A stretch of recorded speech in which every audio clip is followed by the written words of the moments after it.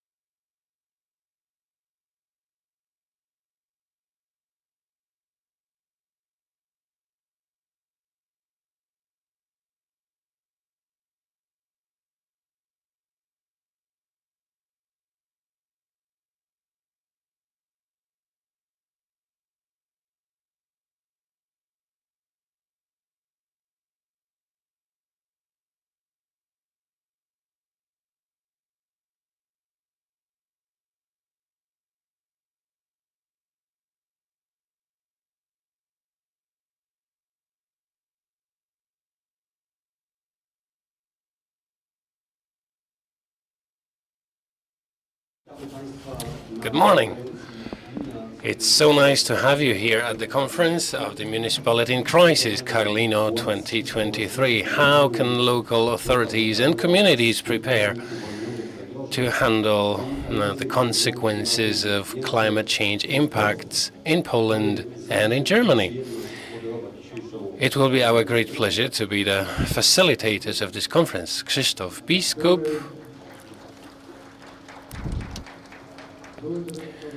former director of the training unit of the Polish State Service and International Cooperation Office, and former rector of the Firefighting University, and today the chairman of the European Alliance for Fire Safety, and Dr. Eugeniusz Roguski, former deputy chief of staff of civil defense in Poland, former chairman of the Polish Accreditation Center, and former deputy rector of the Firefighting University.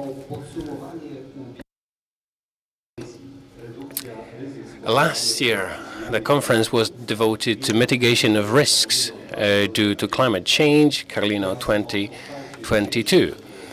The last year's conference will be now summarized, and this year's conference will be opened by Piotr Woś, Deputy Mayor of Karlino, and General Marek Kowalski, the Chairman of the Regional Unit of Volunteer Fire Brigades in Western Pomerania Voivodeship, former Deputy Chief of the State Fire Service, former Deputy Chief of Staff of the National Defense in Poland. Gentlemen, the floor is yours.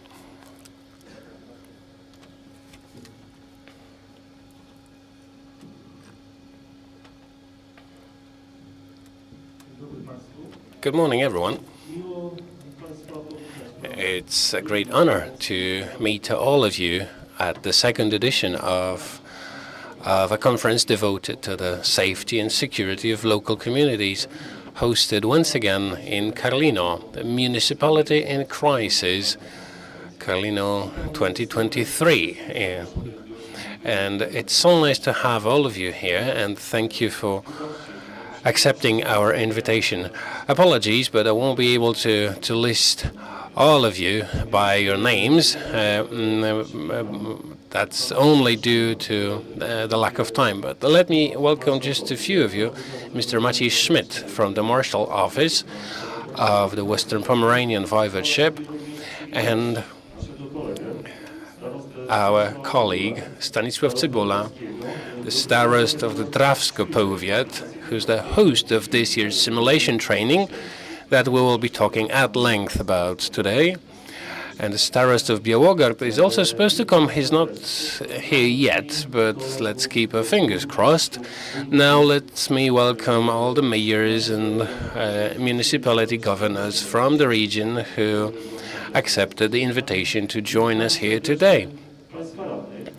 We have a number of local councillors and village leaders, so people who build our local communities and who are the interface between the authorities and the people. Let me welcome representatives of crisis response teams and our colleagues from Germany, Latvia, Lithuania, and Ukraine, those present here and those attending the conference online. Let me thank the representatives of our twin municipalities from Germany who also accepted the invitation. A municipality in crisis. A conference that starts today was first launched a few years back to commemorate the 40th anniversary of the oil explosion in 1980. And to celebrate the 40th anniversary, the local government decided to take a while and think about the topic of crisis, whatever the underlying causes. And we continued doing just that.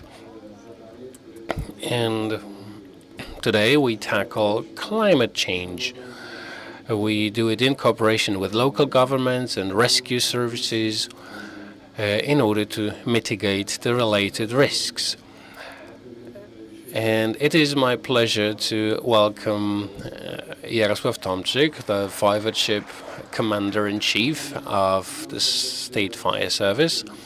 We also have a Vice President of the Fire Service from Brandenburg, Mr. Daniel Grosse. As we've heard, we have some online attendants from Lithuania and Ukraine. So the places where the Polish fire rescue system now operates. So let me welcome our colleagues from Ukraine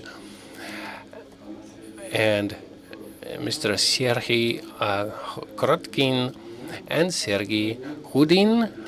They are both with us online. All the best to you, and we are with you in these challenging times for Ukraine and for Europe as a whole. Our thoughts and prayers are with you. And to make this conference a success, we also have representatives of the State Forest Authority and power companies, including Mr. Maurycy Kacprzak.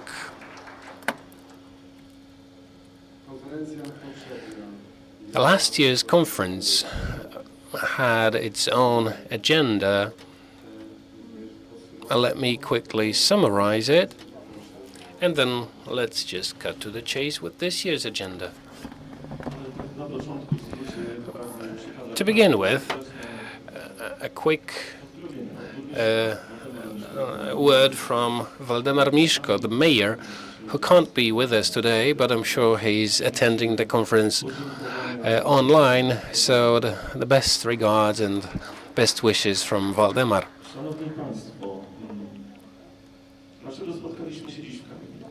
So why are we here today in Karlino?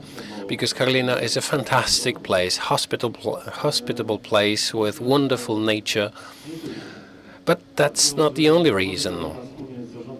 The local authorities of Karlino and the local volunteering fire brigades have initiated a very challenging mission because they feel responsible for the safety of the local residents.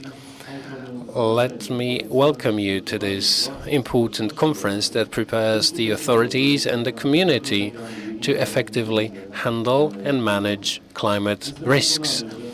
I am more than certain that this meeting will be a catalyst for measures that will help us better understand and counteract climate risks and to adapt to the changing climate.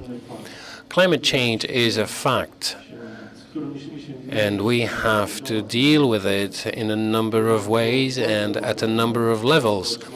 It is the local governments and local communities who are at the forefront of the fight against those changes.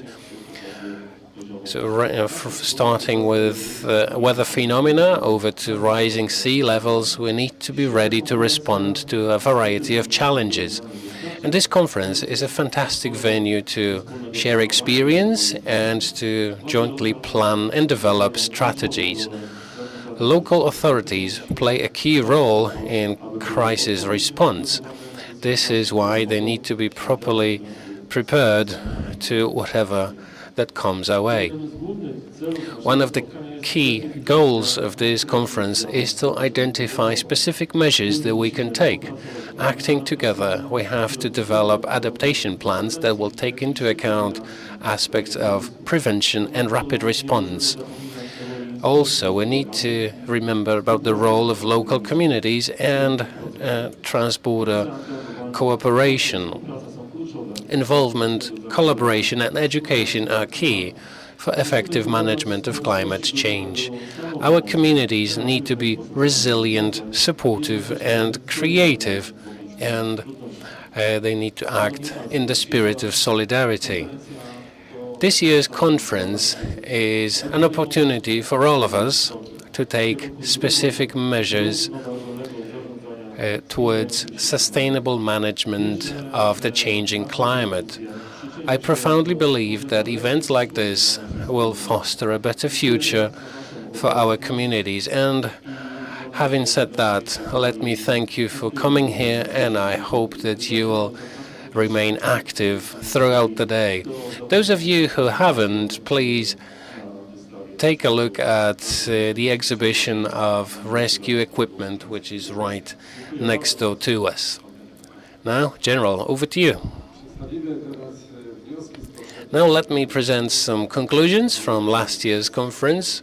We had 3 sessions, so I will put it in a nutshell. We invited everyone to that conference with a certain agenda in mind, bearing in mind what happened in Sendai in Japan. And we looked at the possible responses from the Baltic states. We, as a union of firefighters, we verified that the Sendai protocol. And to be pragmatic about this, we also spoke to the research community about whether climate change is a fact or a myth. So conclusions from the first session that climate change is a fact and it requires urgent and coordinated action at all levels and cooperation between the government, local governments and the civic society. We need to develop a national strategy to prevent the consequences, and it's necessary to educate people about climate risks. Also, the need for identifying local resources in the context of climate change is necessary. Adaptation plans must be developed, and a toolbox for the Cascade project must be developed in order to facilitate climate change adaptation. Session 2 last year focused on measures to prevent climate change risks from the local perspective. So good practice, experience, innovation and education. Conclusions include the need to address national and international regulations in preparation to crises, cooperation of various services in terms of collective security, creation of energy support systems, specialized positions focusing on risk analysis, preparation of vehicles for mayors and other local government officers that will support wireless communication, and cooperation with a number of non-governmental rescue services.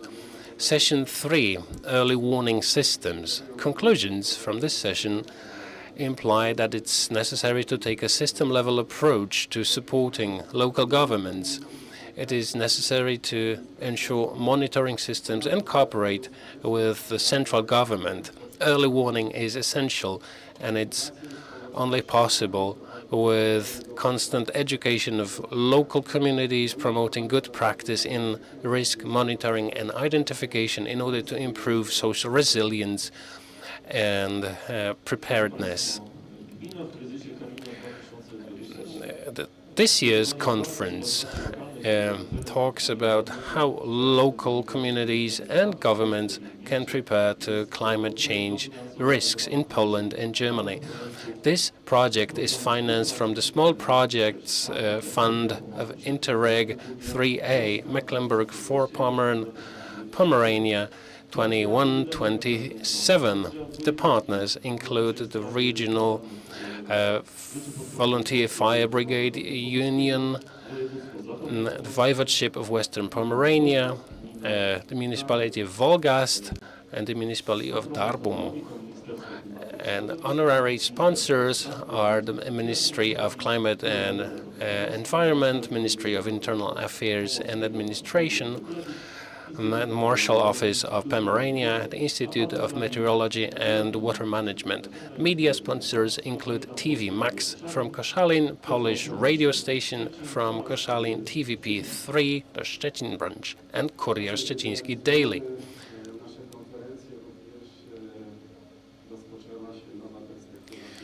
The timing of this conference overlaps with the new financial perspective of the EU, with funds available for equipping firefighters. We have a pragmatic approach to this. In cooperation with the Commander-in-Chief and the State Fire Service and the volunteer fire brigades, we analyzed the risks, and on that basis we identified equipment shortages and we grouped those shortages into so-called objectives, and this is why this conference is coupled with an exhibition. So we not only want to respond, we also, as firefighters, we want to be prepared. We want to equip our units with low-emission vehicles, and if we have a blackout situation, if we are in a crisis situation, we will have an equipment that helps us do our job. Now, General Tomczyk, over to you.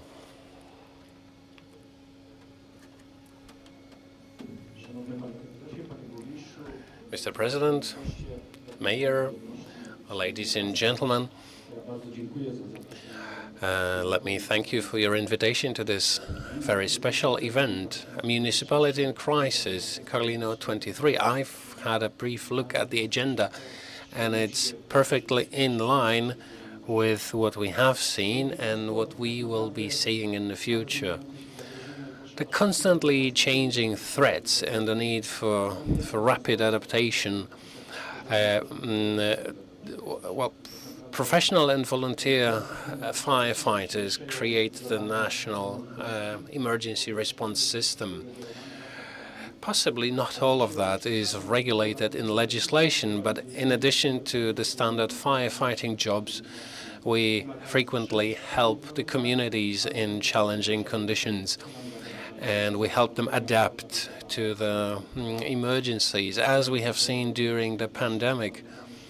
As we all remember the outbreak of the war in Ukraine and the involvement of rescue teams, or the crisis in the Odra River, and the adverse weather phenomena, the local area was very much hit. During just 24 hours, we received 3,000 calls from people who needed rescue. And the system works, and it works because of good collaboration with local governments. So there are 4 stages in crisis management. That's planning, preparedness, management, and recovery. And to make that happen, we need to act as a team, the firefighters and the local governments. And as the other gentleman mentioned, we are now facing a huge problem caused by climate change, adverse weather, intense rainfall, strong winds. We just can't escape this, and we have to be ready. So I do keep my fingers crossed for the outcome of this conference. Thank you very much.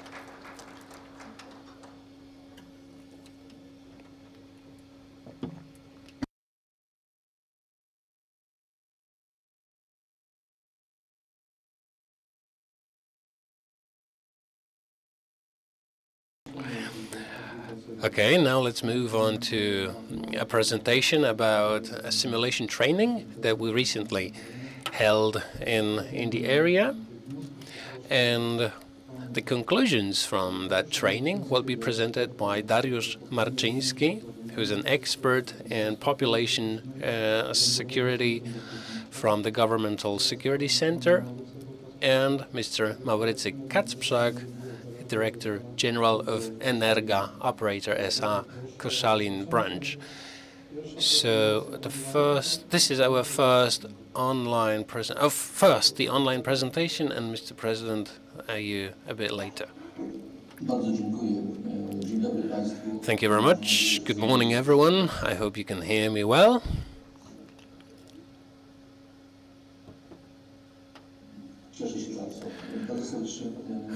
Apparently you do, very well.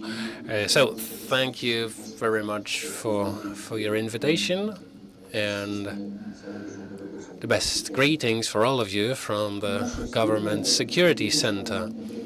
So this presentation of myself and Director Kacprzak focuses on giving you a snapshot of the recommendations and conclusions from a training attended by 5 municipalities in the powiat of Drawsko. The training took place in June earlier this year.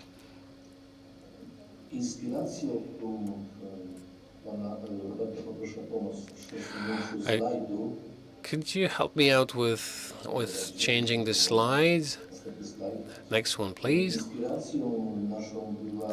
So our inspiration was not only this year's conference or references to some earlier emergencies and disasters in the local area. We were also inspired by conclusions that were presented in a variety of reports by the Ministry of Internal Affairs and Administration. And those reports looked at the consequences of a number of disasters nationwide.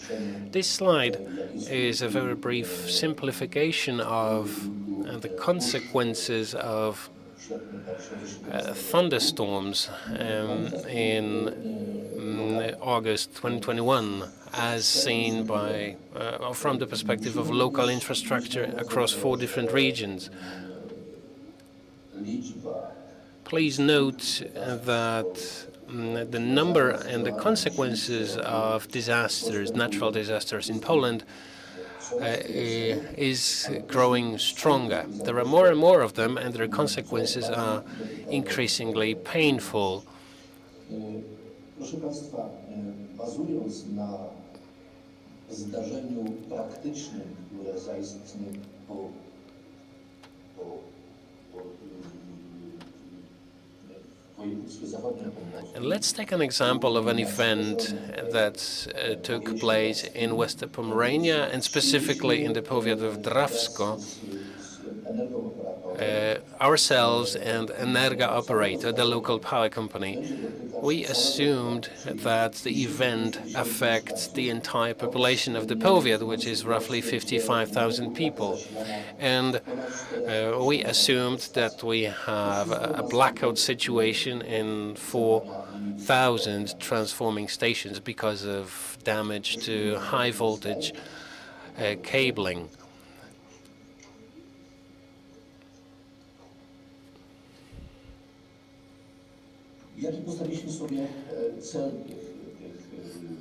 So the objective for the simulation training was as follows.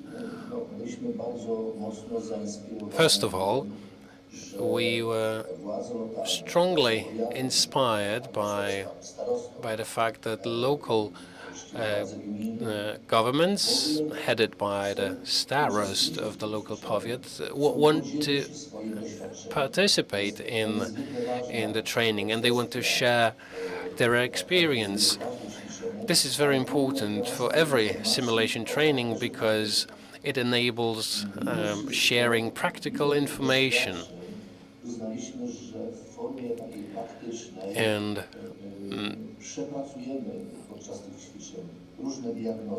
in this way, in a very practical form, we wanted to try out different diagnoses and develop a number of conclusions that can be used not only locally by the 5 communities, municipalities, but also elsewhere by other local communities in other regions. This is why we looked at the level of awareness and the local risk policies from the institutional perspective. We also looked at the verification of response plans, and we identified areas or locations where the level of risk is reasonably higher. I'm talking about risks to human health and life and property. We also identified a number of sensitive areas from the organizational perspective. Last but not least, what are the next steps? What can we do next? Can I have the next slide, please? wyszliśmy z takiego założenia, So że this is our baseline scenario. są zdarzenia, które wystąpiły. The events that took place last year, Od razu założyliśmy, że mamy but we also assumed that we have a 5-day interruption in electricity supplies and in other basic services caused by strong winds. And strong wind was the main source of the consequences we actually saw the year before. So we assumed 7 very specific scenarios, and we applied those scenarios to a kindergarten, to the local hospital, to the local water supply company, the local waste treatment plant, to uninterrupted operation of local authorities, and to inter-institution cooperation. When it comes to training participants,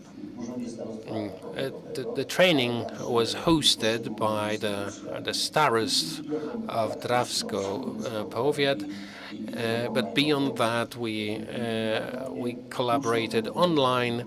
We had some field training, and the training was attended by the representatives of the 5 local municipalities, the local power company, the local state forest authority, the hospital, professional and volunteer firefighters, the local roads authority, the municipal police, and village leaders.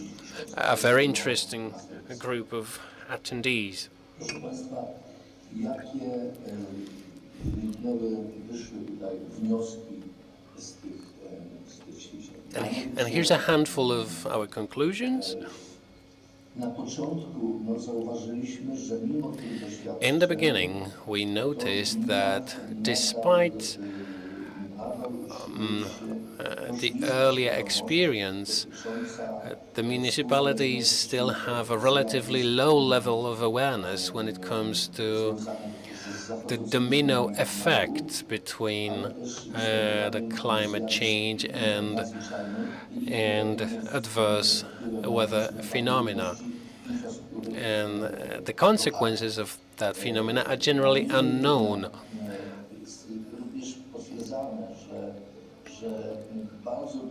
Nevertheless, we need to confirm that it's always a good idea to make some references to the events that actually did take place in the past and have a practical dimension. So the scenarios were based on historical events, and on that basis we can better build the awareness of the training participants. Also, we noted that despite the historical experience, the local municipalities tend to believe that in the event of a disaster, we don't need to get activated because someone else will come and do the job for us.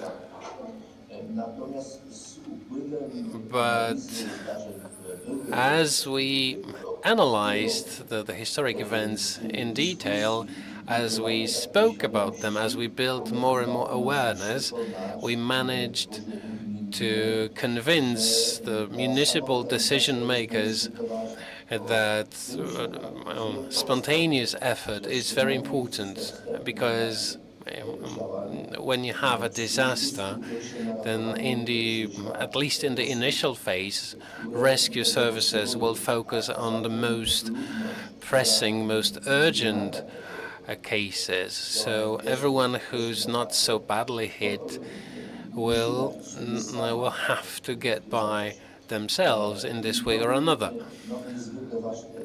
So that was a very important conclusion. So with more and more disasters coming our way that may happen just anywhere, then the consequences including first and foremost blackouts, uaktywniać wszelkich will wolontariuszy, ale też require a lot of effort from dyscyplinowany volunteers ponad and poziom średni and i wysoki. To local jest rzeczywiście leaders pierwsza inna who have cenny to do wniosek their best to help their communities. And that's a very valuable conclusion dzisiejszej rady. from the Również training. potrafią The training dopisać also showed that if it's well prepared, it can be quite inspirational for the participants. They can inspire them to collaborate, to test communication pathways. We looked at the use of redundant technical infrastructure funkcjonowania and w czasie katastrofy. those elements that will ensure uninterrupted service during a disaster. And even if there is a service interruption, we will know how to restore it as quickly as possible in order to be able to communicate with those in need.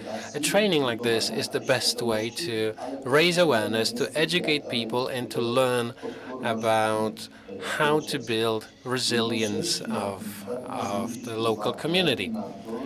Having said that, please note that local governments make it clear that they need more expert knowledge. So on the one hand, they would like to see all the events that have already taken place in their region in a visual form.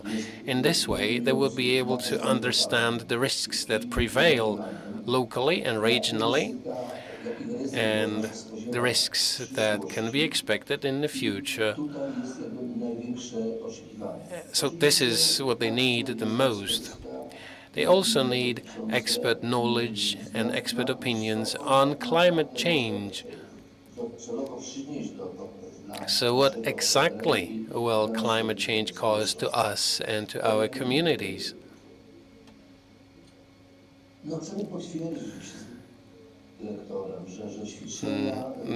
Let me once again confirm that training like this is the best way to raise awareness of disasters among local communities, and this is the best possible solution to review and update existing solutions. So whatever area we touched in the training, we saw the need to respond.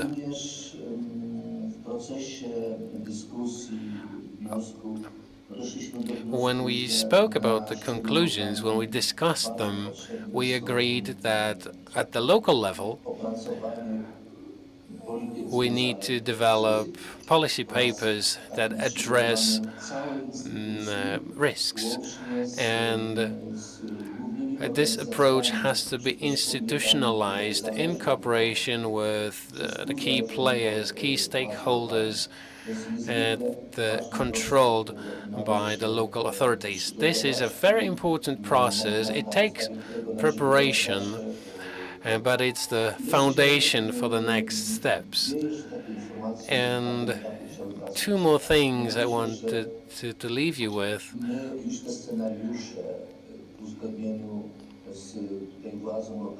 In consultation with local authorities, we played out those scenarios in keeping with the recommendations of the European Commission.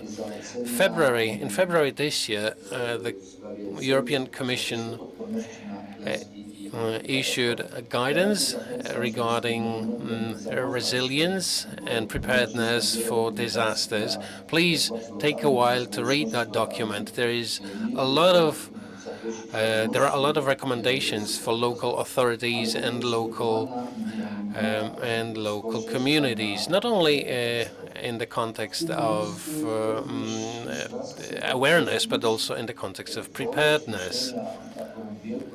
And once again, I would like to thank the local local governments for their willingness to participate in that training. This is very valuable because this allows us to hope that working together, experts and practitioners in risk management and local governments, we can talk about the problems and we can search for solutions that will be the most suitable in the context of building a sense of security for the local community and for sustaining the functionalities in case of a disaster. Let me also thank the Starost of the Drawsko Powiat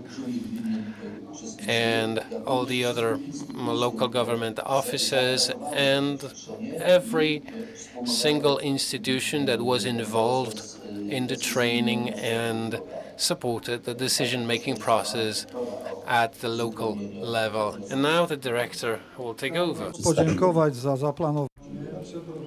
I'd like to thank you very much for the exercises, for planning them, and also for implementing them, obviously. All the more so, since tomorrow you are having a defense of your PhD thesis. So good luck to you with that.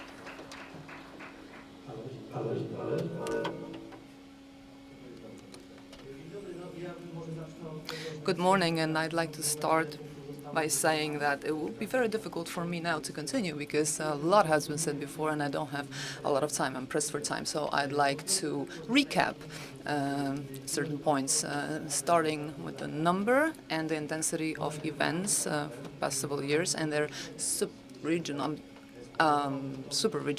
character.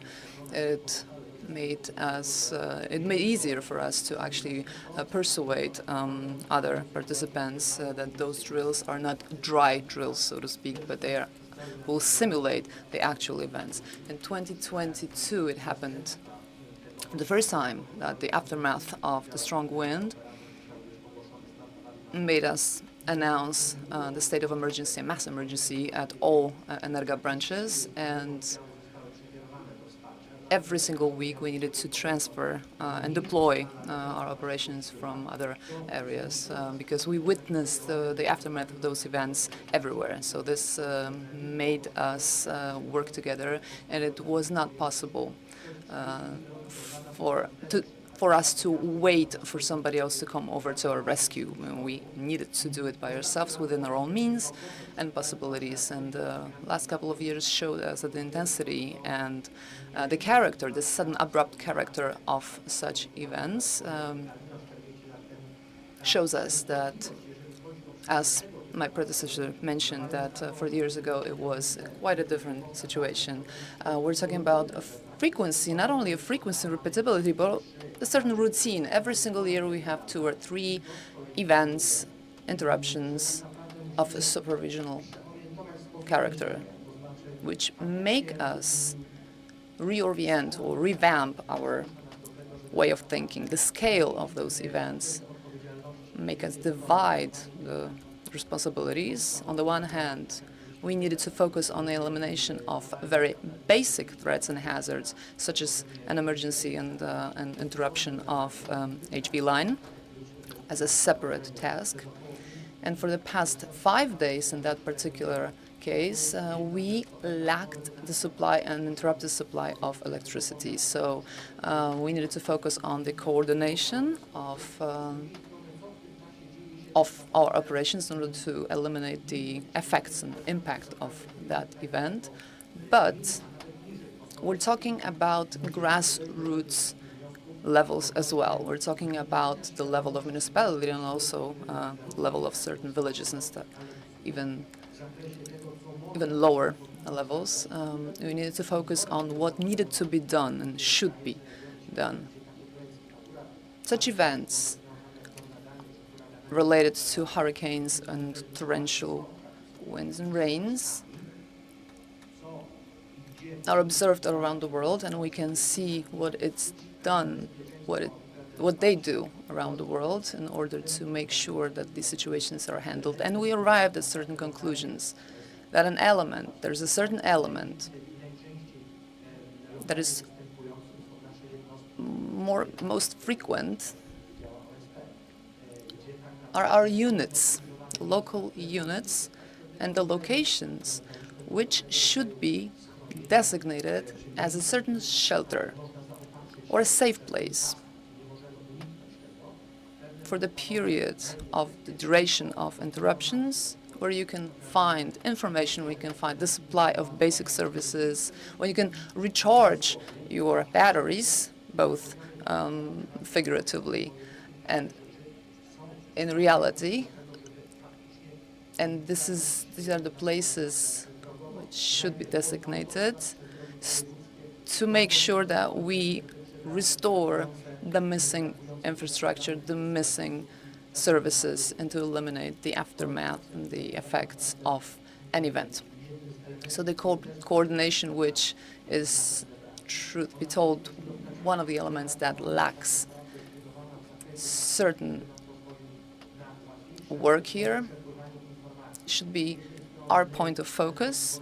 On the one hand, in high-frequency areas, we communicate our problems and our breakdowns to the authorities. On the other hand, however, we are aware of the fact that this information is not cascaded down from, for instance, the powiat level, the district level, or down to lower levels, and the citizens have no idea what is going on.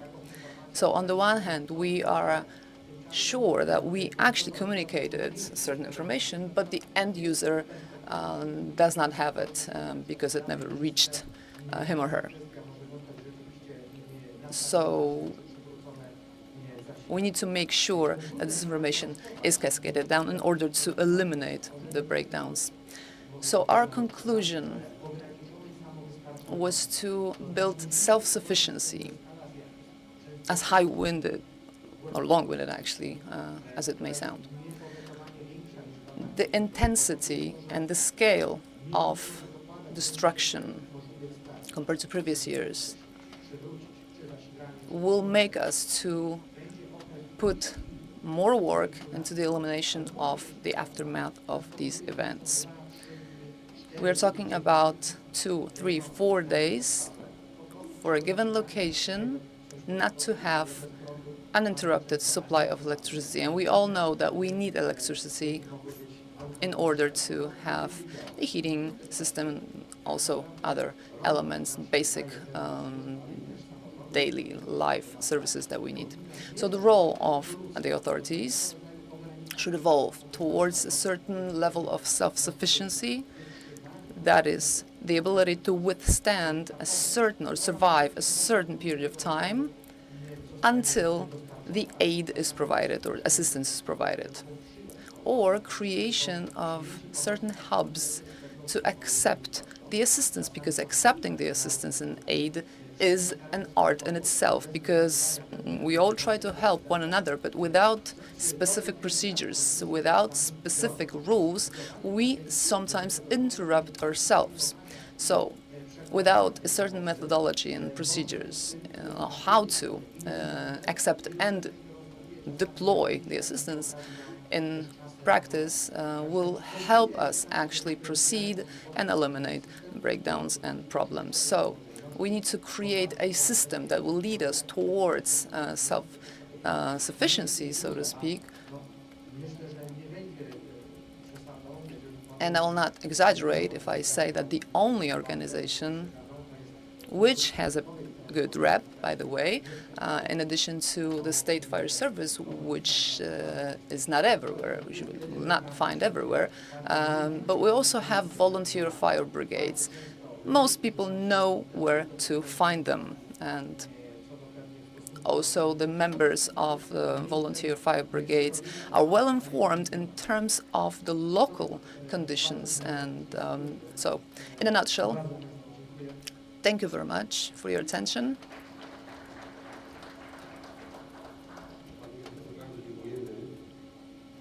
Thank you very much for the recap, and also for sticking to time limits and limitations that we have. We will summarize the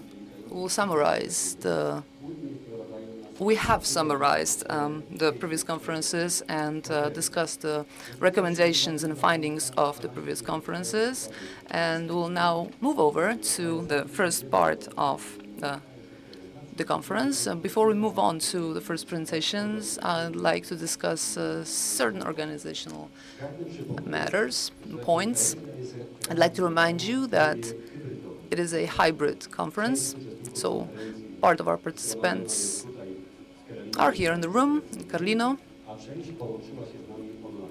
but we also have online participants with us. And the same applies to the speakers. Some presentations will be delivered here today in the room, and some of them will be delivered online, broadcast online. Our conference is interpreted simultaneously into English and German. We will also have interpretation into Ukrainian by the Ukraine services.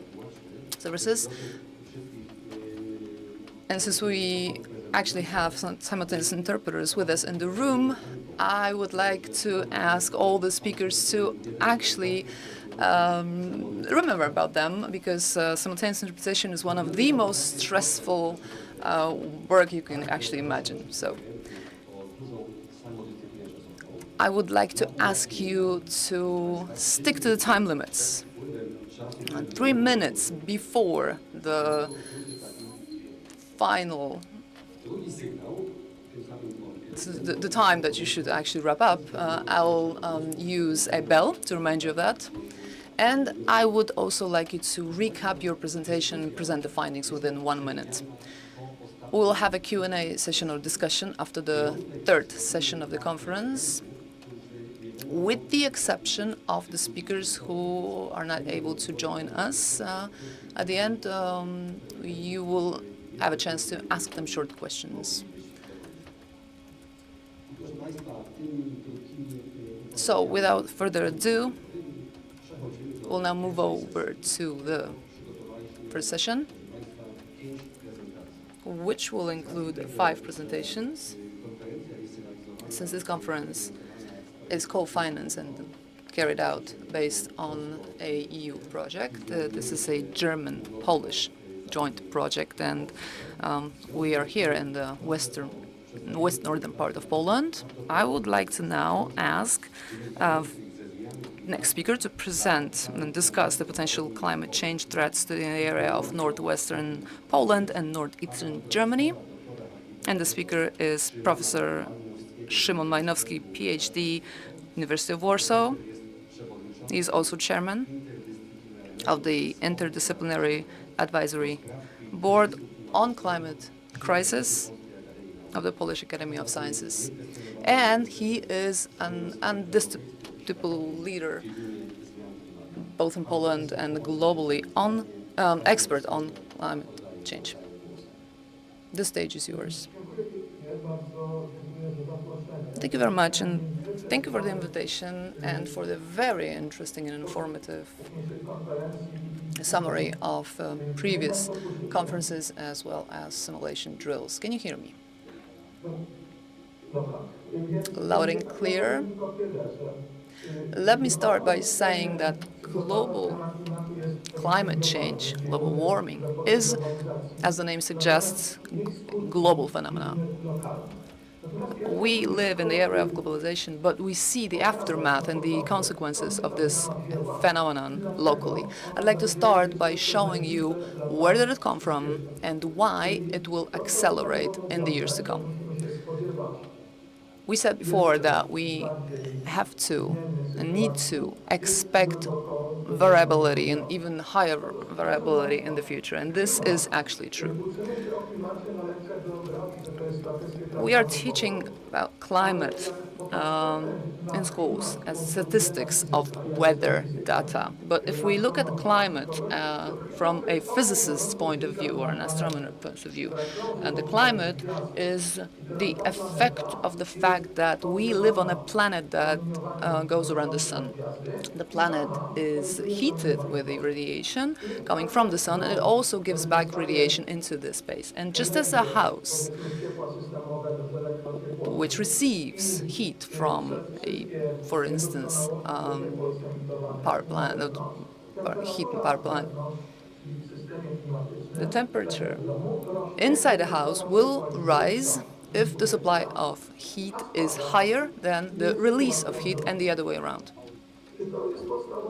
This is the basic rule of physics, and it's not negotiable. In climate, we have two elements that actually can affect the supply and the emission of heat. We're talking about the radiation of the sun, and obviously in the first part. And the second part, we're talking about greenhouse effect, the way heat is transported in the atmosphere and transferred in the atmosphere. If we take into consideration all the modern day studies which raportu IPCC, ale wniosek z niego jest we have this very complicated image from the IPCC, but we need to focus on the finding or the conclusion below. Every square meter absorbs more energy than it reflects. And we are talking about something that we can imagine. Every single square meter absorbs this amount of energy. If we look at the amount of energy in the climate system, if we compare it to what we see from satellites, from outside, we're talking about the red line, you'll see something else. The imbalance of energy that is increasing. It's not going down to zero. Let me remind you that at zero level, we would have no climate change at all, but it actually increases, which means that the climate changes and the change is accelerating, which is bad news for us. Obviously, if the climate change is accelerating, then one of the aspects, that is temperature at the surface of the Earth and all the phenomena that is related to it, will also accelerate and change even faster. One of the recent reports, and the new report of the Global Meteorological Union, will show you that we are talking about an even higher increase of temperature at the surface of the Earth. We are interrupting the energy balance even faster, and we need to get prepared to what comes as a result. What does it look like historically speaking? This is the history of our civilization, 2,000 years.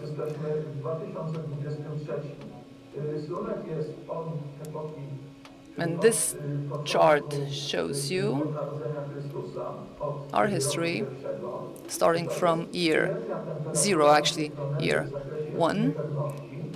And we are showing you the global mean temperature difference.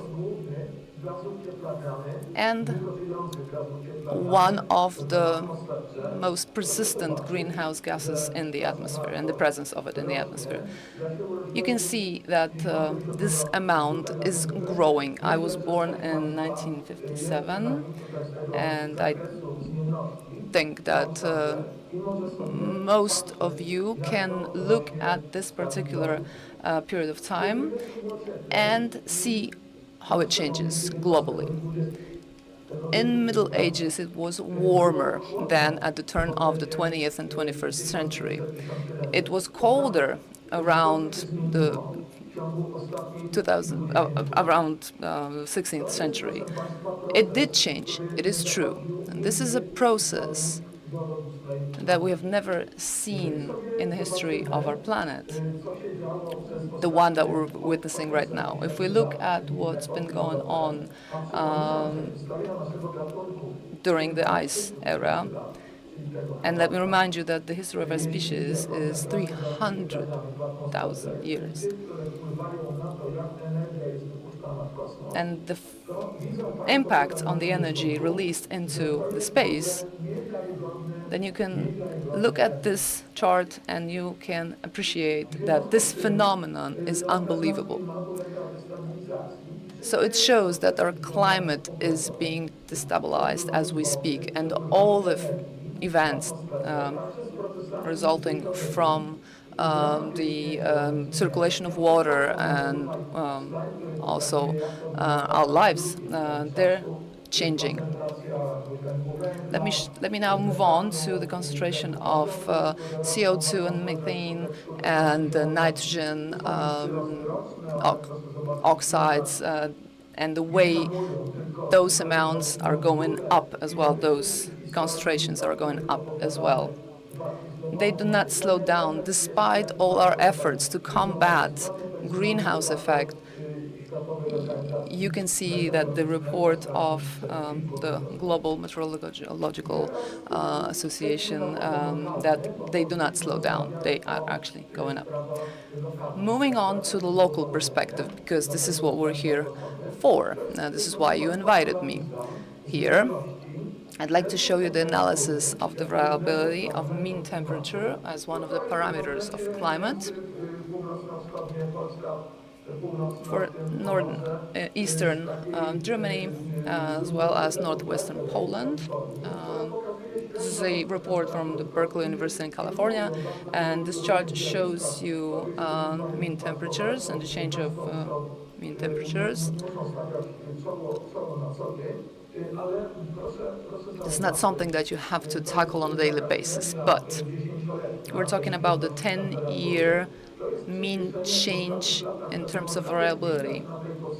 And it shows that what our grandfathers witnessed and our fathers witnessed is very different from what we are witnessing, and it will be very much different if we compare it to the problems that will need to be tackled by the next generations. And if we assume the variability of mean temperature as a certain indicator of the reliability for the future, then we will see that those events, those phenomena, are the new phenomena that have never occurred for the past decades and even hundreds of years.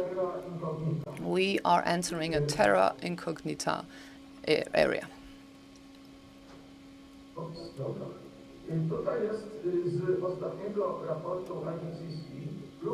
The recent IPCC report shows us an attempt to define those volatilities or variabilities that we'll have to tackle. If we take into account the typical heat wave witnessed during the days of our fathers and grandfathers, and we're talking about once in every 50 years, we are now close to the level of 1.5 degrees Celsius, and we're moving towards the level of 4 degrees Celsius, and we're moving fast. Then a heat wave, which used to occur every 50 years, will now occur every single year. And we will have the temperature that will be higher by 5.3 degrees Celsius. You are fighting forest fires, you're fighting droughts, so I don't have to explain to you what it means. There are similar reports on flooding. We used to have floods once every couple of years. Right now we have major floods that occur every year. And also drought events. The same applies to drought events. What's very specific to this particular area that we're discussing is the question of rising sea levels and the low shores. What we are measuring in terms of sea levels, we're talking about an increase of 25 centimeters in Świnoujście, and the same applies to Władysławowo. But those are the global measurements that we're showing you here of the sea level, mean sea level. In the 1990s, we were talking about 2 millimeters per year. Right now, it is at 5 millimeters per year, and it will accelerate. In a warmer world, the sea level will increase, and it will increase faster and faster. All the hazards and threats related to that will increase as well. We're talking about backwater. We're talking about flooding. So this is a summary of the last recent IPCC report, and it shows you something that is very worrying for us, for the physicists. The events that will occur due to an increasing sea level rise. We're talking about the sea levels depending on the rise of emissions. This might seem unlikely, but it could have major impacts. We're talking about a situation that parts of the ice cap in, for instance, Greenland, and these will melt and increase the sea levels. I do feel that we do not duly appreciate the threats that come from a potential level of sea level rise. If we assume the rise at 1.5 meters, then we'll have to remember that the threat will be higher and higher. So as a short summary, the threats that we'll have to face in the future include the ever-growing and ever-longer heat wave, which will be a hazard to our health and the infrastructure. We're talking about the problems that come from the heat for the water supply networks and also the electricity lines, as well as the transport infrastructure. And we're talking about the effect of long-term heat waves. Those threats will be something that will catch us by surprise because we're not prepared to face those threats. The ever-increasing droughts. We're talking about a hazard to our agriculture, for the forestry, as well as municipal services, such as the supply of water. We need to be prepared for that as well. Wind, torrential rain, storms, heavy storms, as well as local flooding. So we need to remember that this is a very important meteorological shield, and we need to make sure that our emergency services are ready to face these threats. The threats related to sea level rise. Right now, they're not very serious, but they will increase, and this will be a linear increase. So we need to remember about that because they will pose a threat to our coastal and port infrastructure. And something that we need to remember about as well, we're talking about health and epidemic hazards, borreliosis, for instance, brain inflammation. We're talking about pathogens and transmission vectors, which will be a threat to our health protection services. And last but not least, a number of new type of threats. We're talking about biological hazards coming from climate change, as well as those related to infrastructure. For instance, something that you needed to face last year, the disaster on the Odra River.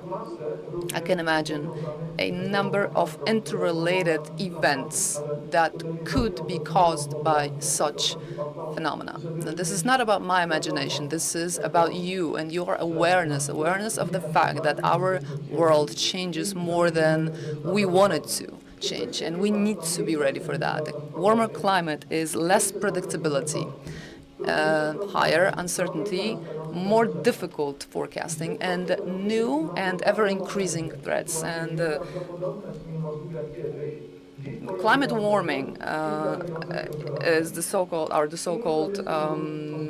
black swans. So the situations that are unbelievable or absolutely ruled out in the past, but they are more and more obvious nowadays. You can see the scenarios of a normal, so to speak, scenario and a faster crisis, and a crisis that can be still tackled and stopped, but we need to put a lot of work to that, much more than we did before. Setka 0222K blokuje drzwi do windy.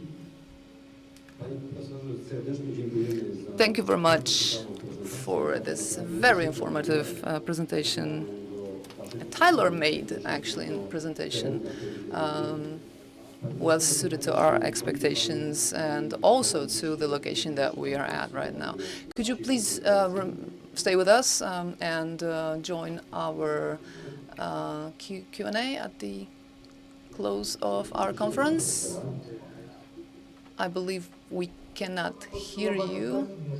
No, I'll only stay with you for the summary of this session, because in the afternoon I'll have to teach my students, so, you know, responsibilities. All right, so maybe a question to our participants in the room, whether they have a question, any questions to our speaker. I do believe that it was all so clear, so thank you very much for accepting the invitation to this conference and for this very interesting, informative presentation. I'm very happy to be here because this is a major challenge that we need to face, and you are doing a great job. The fact that you are thinking about it, that you are working to face it, it's very critical for all of us. So thank you very much. Thank you. Thank you for the presentation. Moving on. Great things need financing. The money needs to be there. Without the money, we will do nothing. So, right now we will invite Marcin Schmidt, Director of the Strategic Management Unit of Marshal Office of West Pomeranian Province. He will discuss the financing of risk reduction activities related to climate change. Tutaj. Scena jest pańska.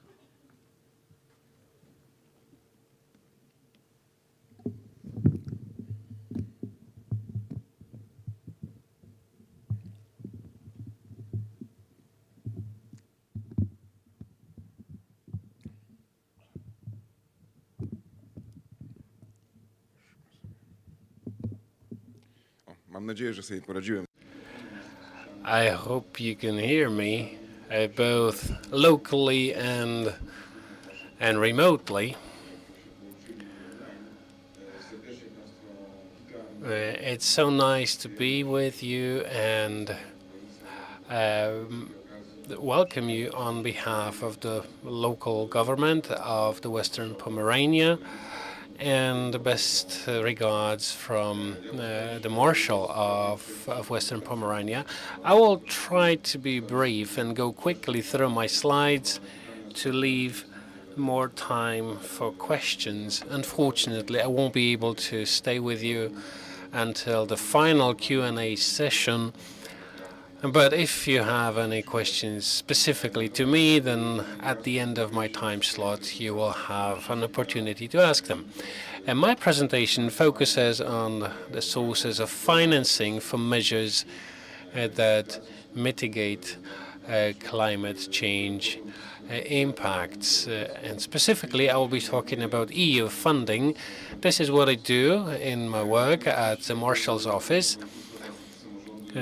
Obviously, the regional government and local governments, as far as they can, they also try to support climate change adaptation measures. They support rescue services with their own funding.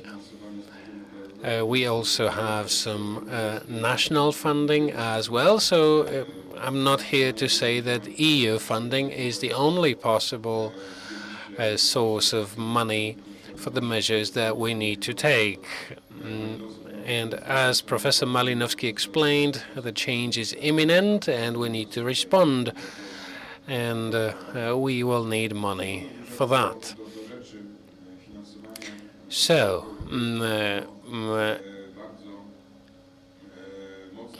EU financing is very strongly related to the situation of Poland in Europe and worldwide.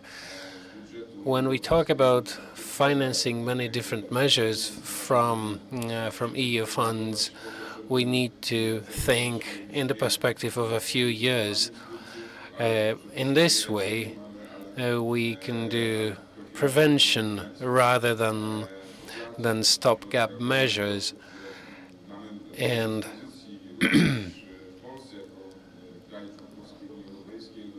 for many years, Poland and other EU countries have received funding dedicated to climate change mitigation. In the new EU budget, in the current perspective, the regions or voivodeships in Poland can also participate in more funds than before, and the climate dimension is much strongly included.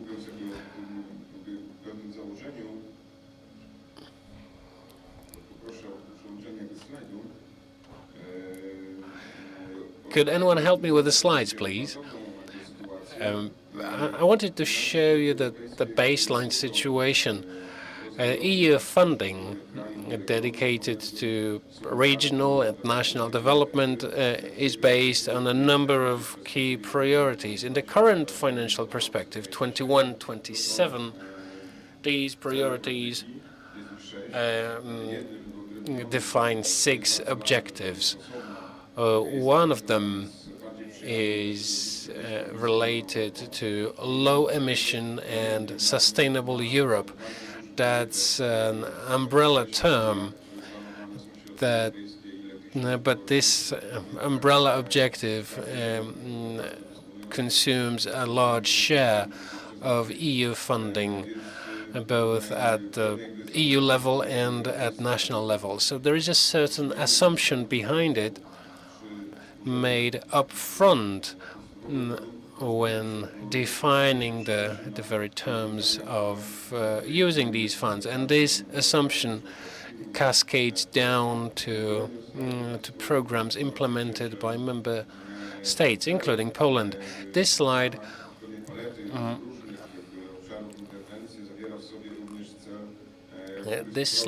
shows you a number of objectives. One of them directly addresses climate change mitigation and prevention of the related risks. It is also strongly reflected in a document agreed on by Poland and the European Commission. This is a partnership agreement that defines the key parameters of distributing EU funding.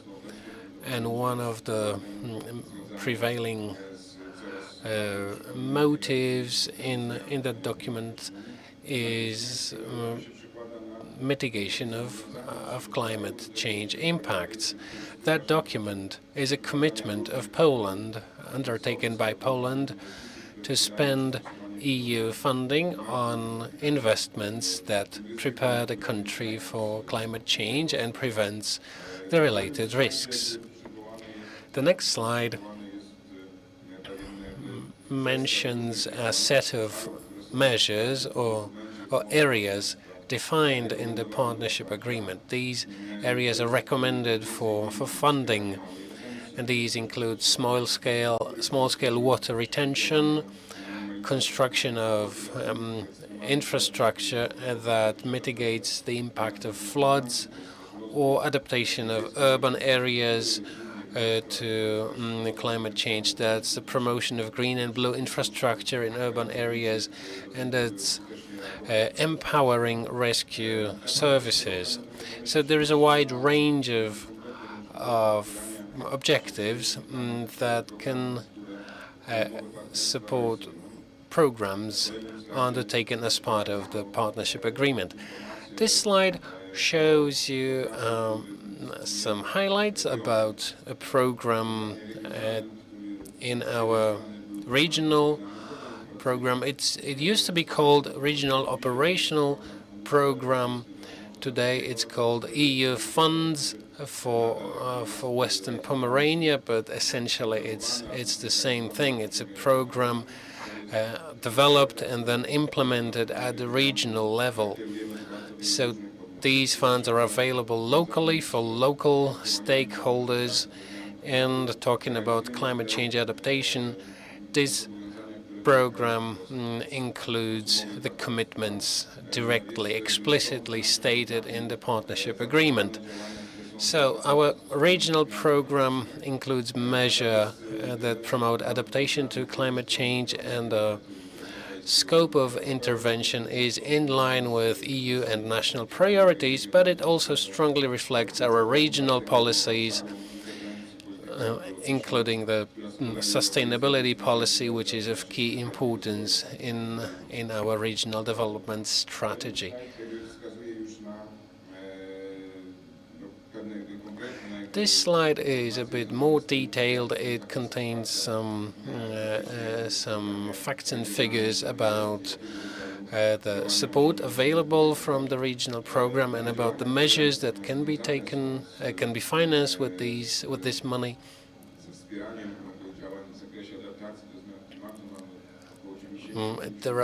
The total budget is roughly 95 million euros, which is substantial.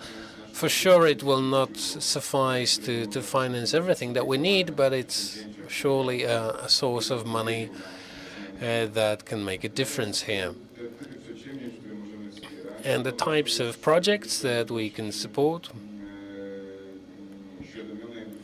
I'm sure most of you are well aware of what they are, because they reflect the content of the partnership agreement, which is a horizontal document. So these include adaptation of urban areas, small-scale water retention, development of forecasting and early warning systems, reinforcements of rescue services, and education for local residents. There's also a national program, a countrywide program that offers similar support. So we have a division between the national level support and regional level support.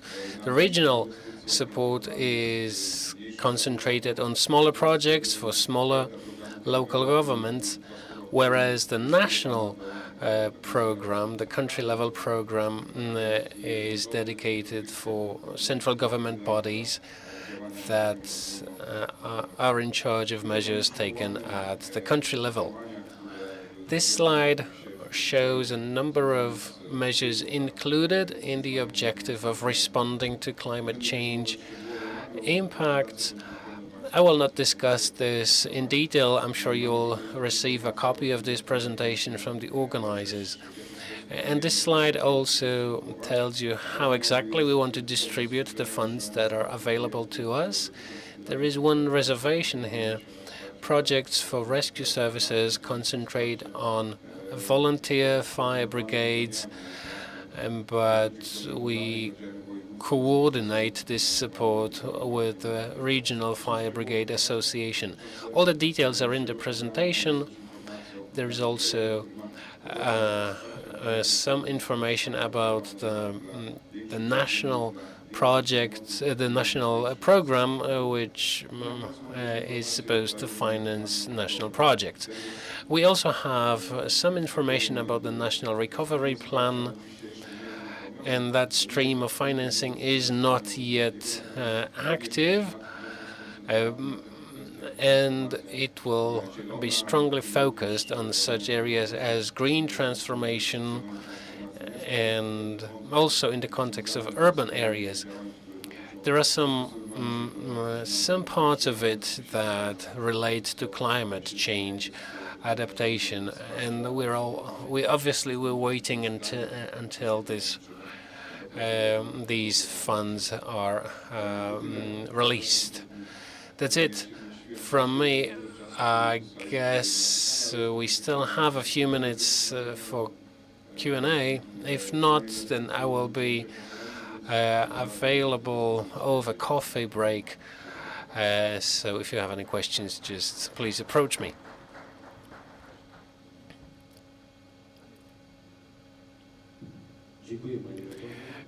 Thank you, Director, for your presentation. That's very important. If you want to do something meaningful, you need money for that. Do we have any questions to Mr. Director? Apparently not, so thank you very much.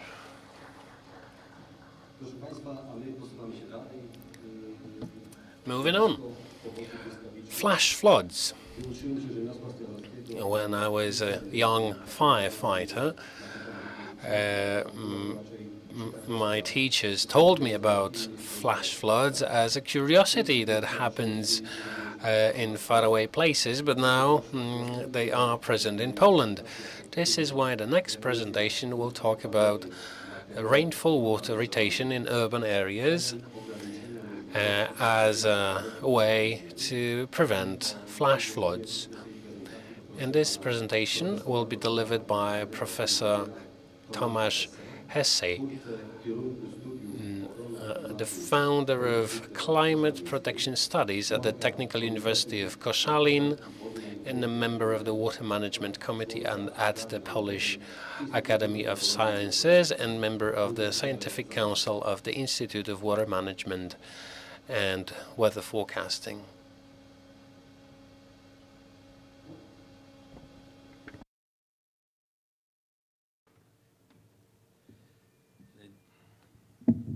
Dzień dobry Państwu. Good morning, everyone. First of all, let me thank the organizers for the invitation. All the presentations so far are perfectly in tune with what I want to tell you. Professor Malinowski spoke about the global impacts and then the local impacts.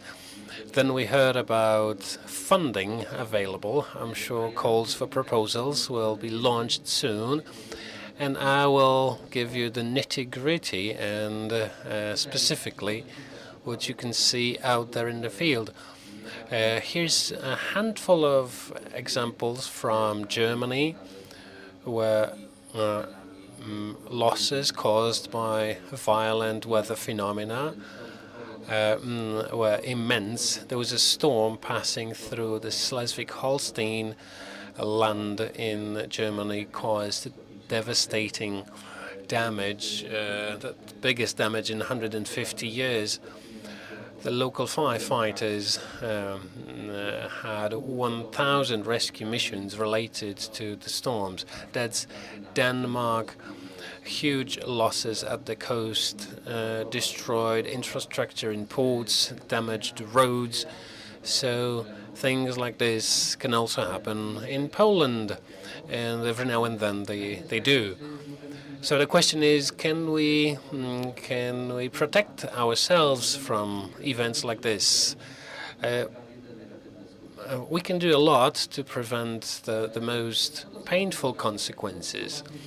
What is hydro impact? That's any impact related to water, and flash floods are usually caused by very intense but relatively short rainfall.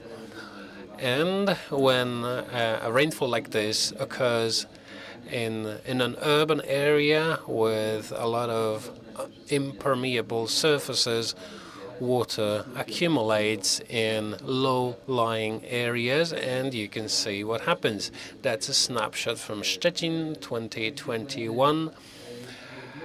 And this could have been prevented if rainwater drainage was developed in a different way, but this is common in most European cities, and that happens both when you have combined sewer systems and separate sewer systems for rainwater and wastewater.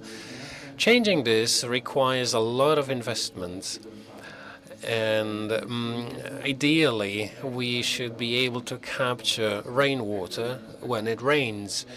There is a concept of sponge cities. There are many different solutions here. You can start with microscopic scale projects over to huge projects that do essentially the same.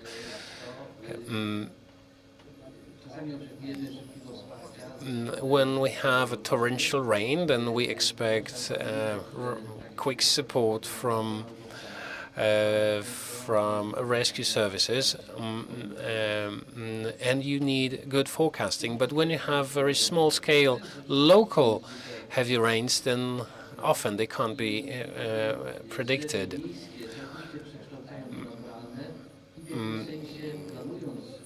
When future urban areas are planned well and smartly, we can prevent this.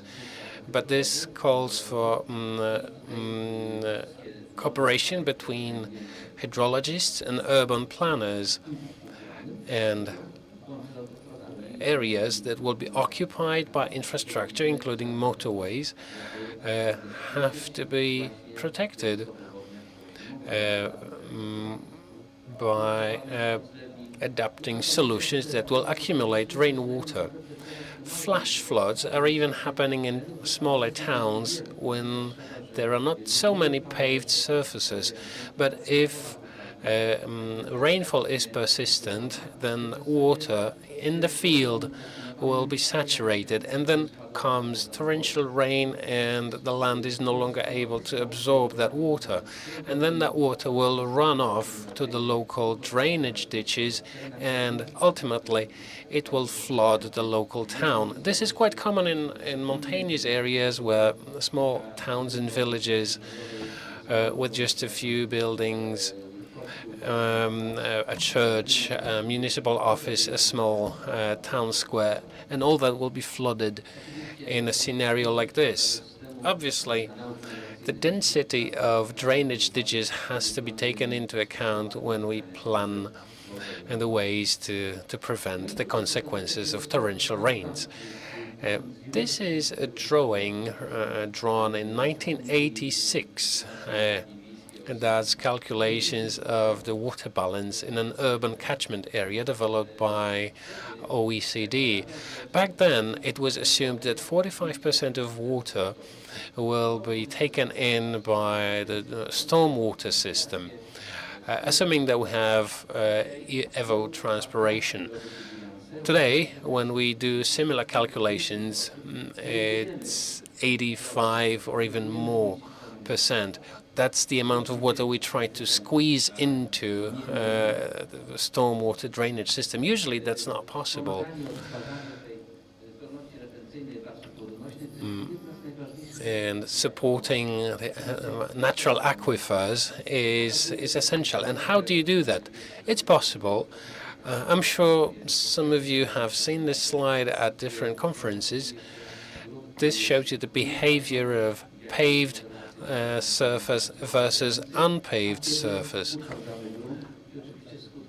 and the consequences are obvious. When you have paved surfaces, you have to expand your stormwater system, which costs money, and usually we don't have that money for a number of reasons. Sometimes it's also technically infeasible in downtown areas. Quite importantly, the saturation and transpiration is supposed to take some of the burden off the rainwater system. There are other things we can do. New architects are educated today to implement these solutions in everyday life. Green roofs, for instance, when we have persistent rainfall, they can help a lot. You need to pay more money up front, but then you will pay less for managing your rainwater.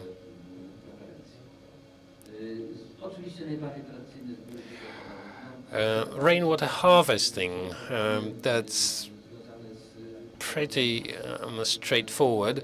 There are lots of programs implemented by different stakeholders. Sometimes this simple solution is forgotten. And when you have a single-family house, you can fit it with a rainwater tank. The quality of that water is acceptable because the only impurities will be on the roof or in the gutter. And then you can use that water to water your lawn from May to September. So rainwater harvesting is a very clever thing to do. And the only challenge is that some local governments will require a building permit for that. Others will not. But when you build a new house, then why not build a tank like this? Then you don't need a separate permit for that. Some countries in Europe make it obligatory. Homeowners must have a rainwater tank. You will not build a new house if it doesn't come with a tank. So a small administrative decision can really make a huge difference.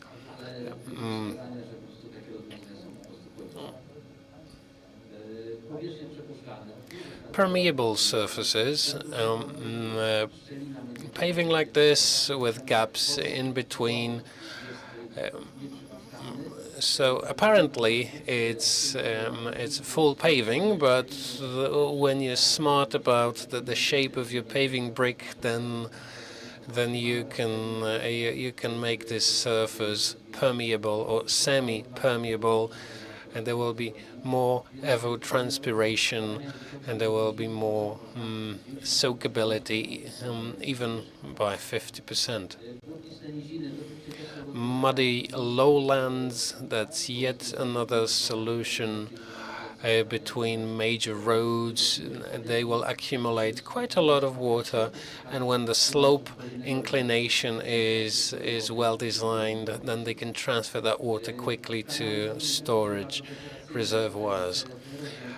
Decorative streams and channels, they are particularly recommended if we want to accumulate the mud deposits that are washed off streets. And we need to realize that the impurities that are generated alongside roads, they are carried by water running off those surfaces. And these includes polycyclic compounds and heavy metals that are generally perceived as toxic, and they are all included in that suspension. Infiltration belts, so between a road and an irrigation ditch or the nearest river, when you have a belt of greenery like this, you can treat the water that runs off the road. Infiltration wells. Every resident that cannot be connected to drainage system has to absorb the rainwater locally. And this usually happens when the yard is paved and the drain pipes divert water to that yard. And it's actually the neighbors who are, it's the firefighters who are to blame. So absorbing wells is the best solution for rainwater, and if that water is used for industrial purposes, then the water that accumulates in them can actually pollute groundwater. So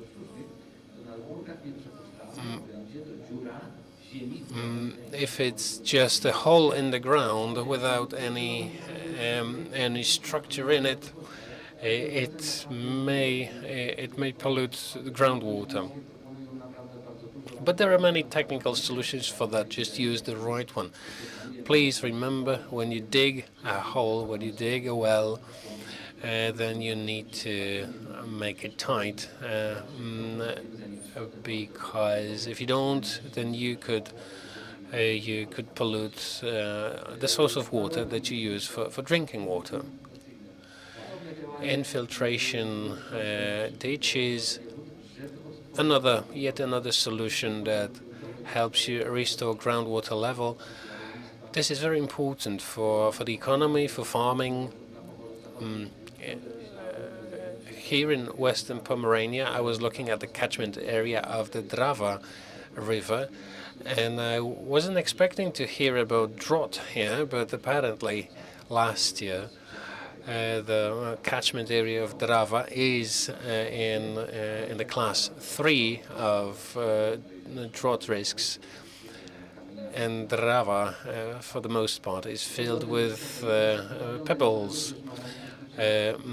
Rain gardens, that's yet another little thing that can help, because as I told you, in a sponge city, every possible patch of ground absorbs water. Retention reservoirs, that's a very interesting solution when we have heavy rainfall in a residential area. We have those ponds that are dry normally, but when we have rain, that it gets filled with water that stays there for a few weeks.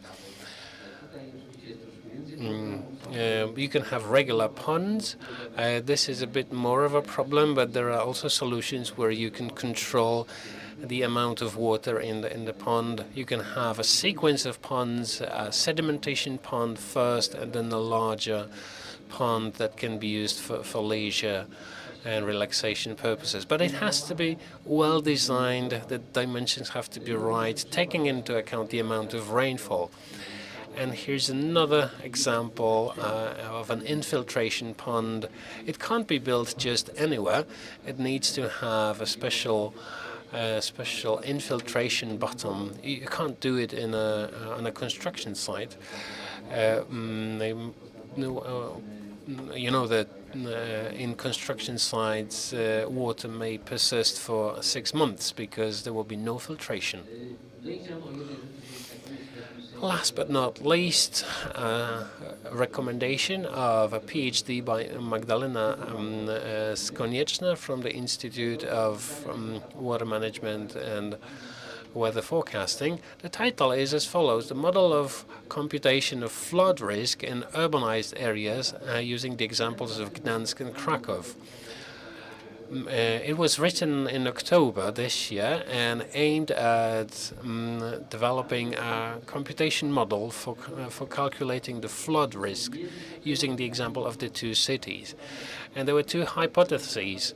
Number one says that weather forecasting data is insufficient, and the other hypothesis was as follows, that you can forecast urban floods based on the anthropogenic and geological structure of the areas. Let me give you a few examples of flash floods. So in one day you have a monthly volume of rainfall, but in some cases you had 22 millimeters of rainfall in a few hours. So when you hear that you have 22 millimeters, it means 22 liters per square meter of space. Apparently I'm running out of time. I have two more slides, very important slides. That is Gdansk, July 2001, 40 millimeters in 4 hours, and the monthly average is 68 millimeters. So you have more rain in 4 hours that you would normally have in a month. Warsaw, June 2020, torrential rain, over 450 emergency calls. Poznan, 64 millimeters in 30 minutes, which is more than Poznan normally gets in a month. direct losses, tram tracks, roads, sidewalks, subways, and so on and so forth. Traffic lights do not work. Traffic is stopped. I'm sure you know what it looks like. That's your daily bread and butter when you're a firefighter. So how is this model built? And I do encourage you to cooperate with the author of that PhD, because this model is already being tested in Gdansk and Krakow. And there are some new things in it. That's the risk, susceptibility, exposure, and vulnerability. That's 4 pillars of the model. For the lack of time, I will not discuss this in detail, but let's talk about the vulnerability. This is a combination of natural aspects and man-made infrastructure. And cities should be prepared. If you know that a flood may come, then city adaptation plans should focus on the most vulnerable locations. And here's some examples from Gdansk on the left and Krakow on the right. The red dots, that's areas of intervention. One of the key conclusions here is that the network of weather forecasting stations is too sparse. We need more of them.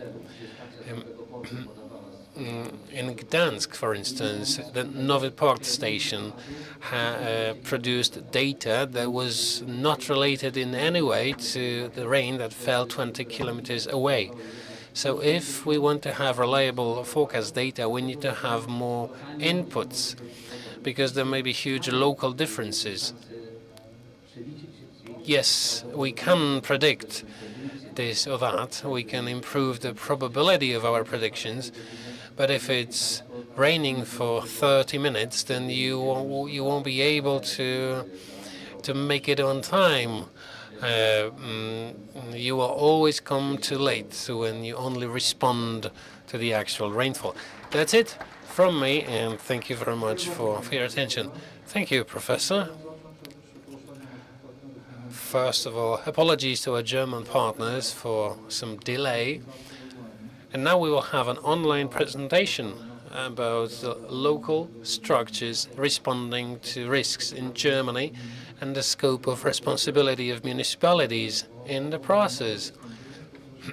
And the online presentation will come from the mayor of Dargun, Mr. Sirko Velnitz, and the manager of the social department in Wolgast, Mr.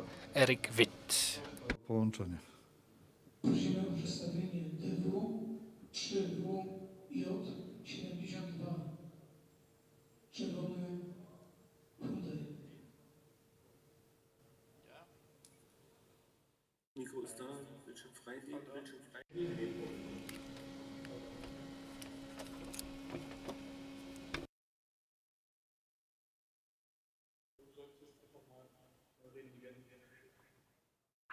Hallo?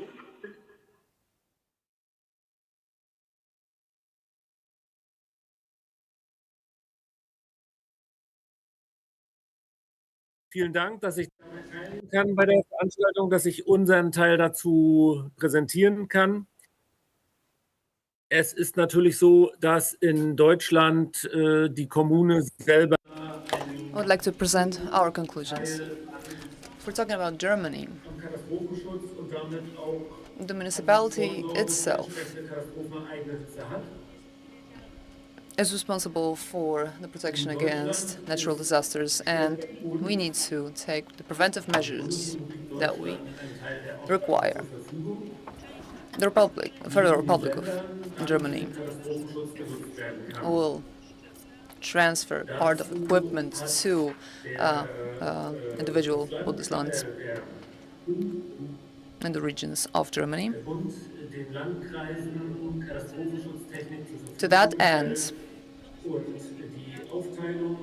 the state of Germany made available the technical equipment that is used to combat the aftermath of natural disasters.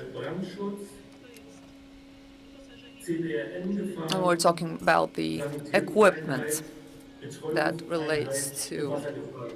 fire hazards, as well as the technical equipment that Dabei is ist used die Führungsmittelstellung zuständig in the case of any sanitary für die emergencies. Einsatzleitungen bei Berufsschadенslagen und Prüfen.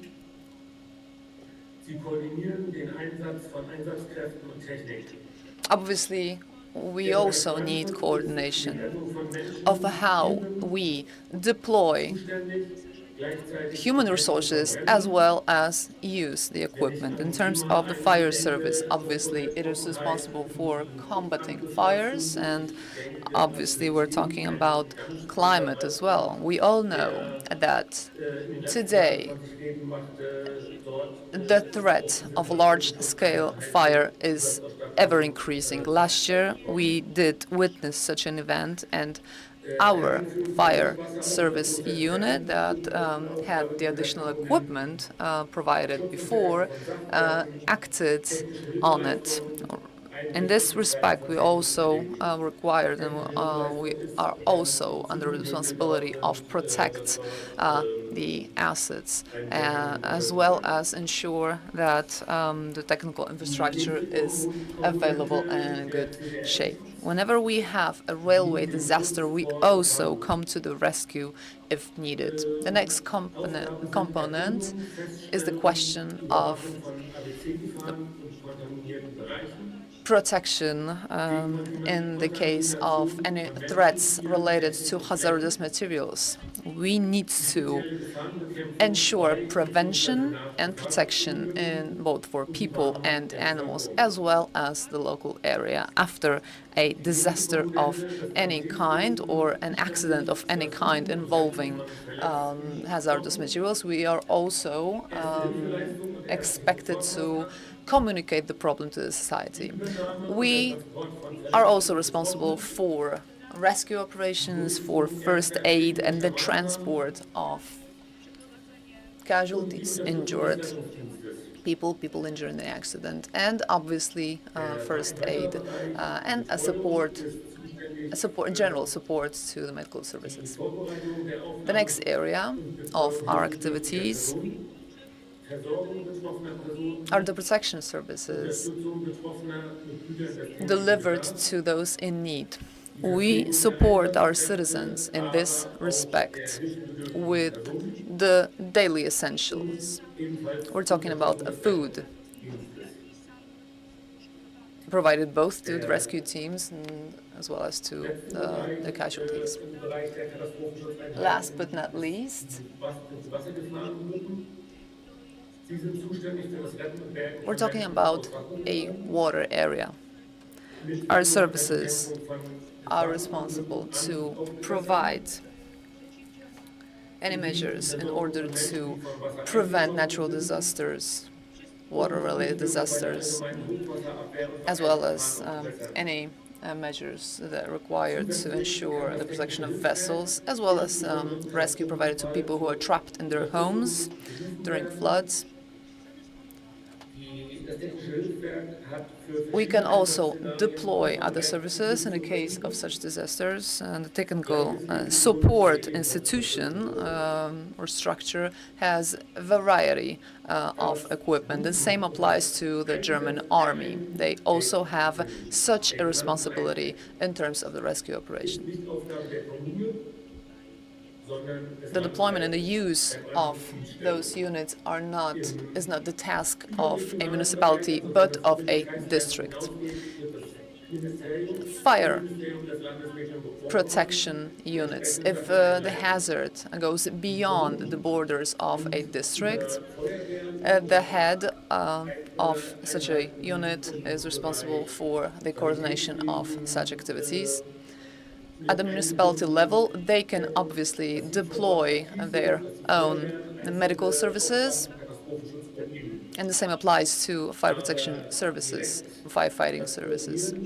This is the local activity to make sure that our rescuers have all the information that they need in order to operate locally. But obviously we need coordination, and the coordination is not the task of a municipality.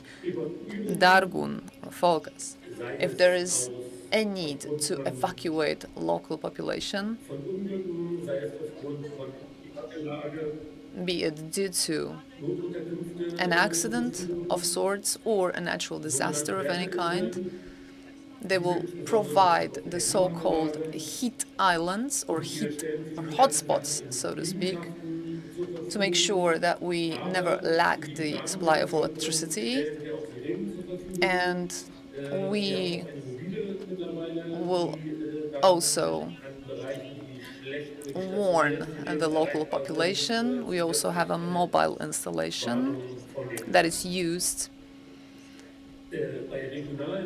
in the area. We're talking about a system of sirens that might not work properly.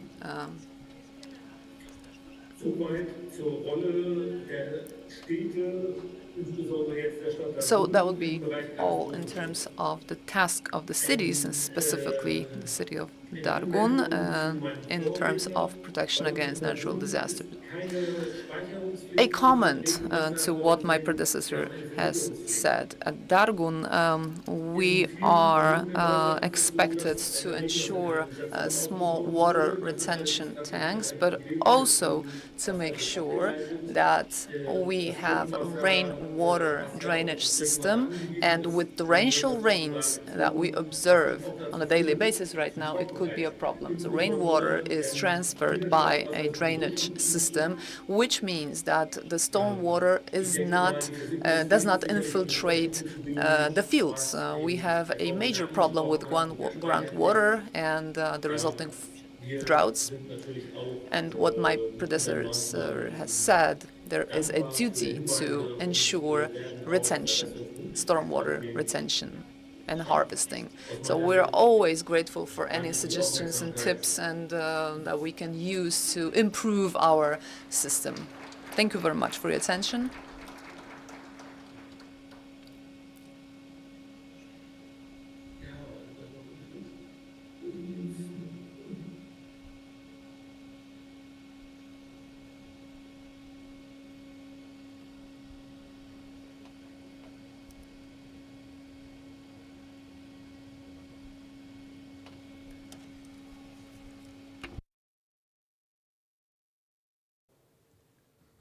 Bardzo dziękujemy za tą prezentację. I czy jest z nami? Thank you very much for this presentation. Do we have another German speaker with us already? In the meantime, let me remind you that a driver of a car, a Hyundai car, is kindly asked to move his car or her car away.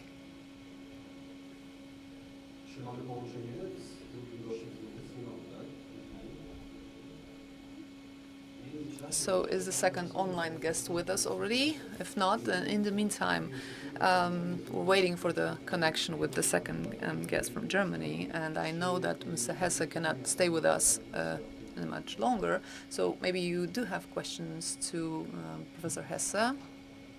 If you do, please ask them. If not, a question to our technical services. Is the second German speaker connected already? If not, then Mr. Janusz Gonciarz is up next.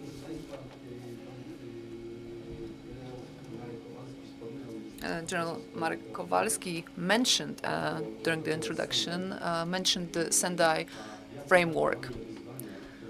And the title of the next presentation is current challenges in the implementation of the Sendai framework at the local level. Mr. Janusz Gonciarz, former advisor to the Council of the Baltic Sea States, is up next. The stage is yours.